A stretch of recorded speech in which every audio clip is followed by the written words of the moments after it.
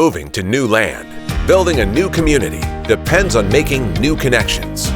Sharing the collective human experience of community building along the Platte River Valley requires preserving those connections.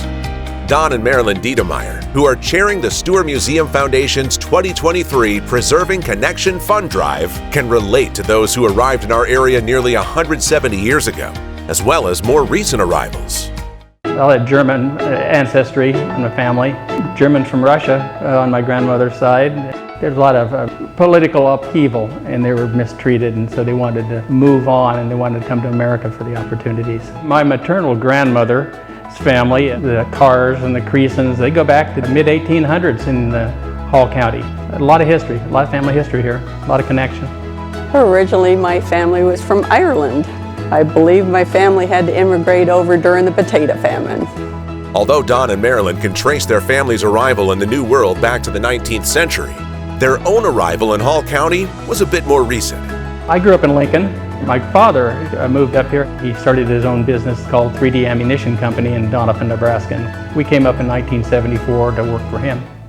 Like many new arrivals to the area, the Deitemeyers' interest in preserving connections began with family connections. Grandparents on both sides of my family, they really got the love of history. Since I was a little kid, it's always been fascinating to me. So I guess I moved to Grand Island and naturally gravitated to the Stuhr Museum.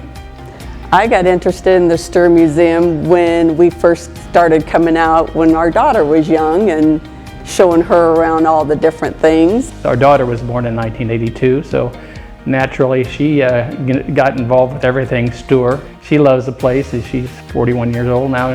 She comes back every year. She wants to go to the Stuhr and participate. Just as Don can tell the story of his grandmother being born just a week after her family's ship docked in America, he sees the same experiences for newcomers arriving in Grand Island today. You know, I'm involved with the Multicultural Coalition and how the people who are coming to Grand Island now are the new immigrants. You know, they're the new pioneers. They come here, they want to feel part of the community, and the Stuhr Museum. It's a perfect place for them to learn about the history of this area here and provide them with connection. There's always a different display, always fun activities going on to do. We have 100 buildings here on 200 acres, and so it takes really a community effort to keep the Stuhr Museum going. In fact, all the things Stuhr provides require increasing contributions from the Stuhr Museum Foundation and from the community through the annual fund drive. My goal is to tell the story of Stuhr to others, so it makes them want to come out here. We would love to see all of you come out to the Stuhr Museum and share in whatever you can, whether it's time, talent, or treasures. It's all appreciated. Considering what Stuhr Museum provides in quality of life and its $5.88 million annual economic impact, the investment is worth it.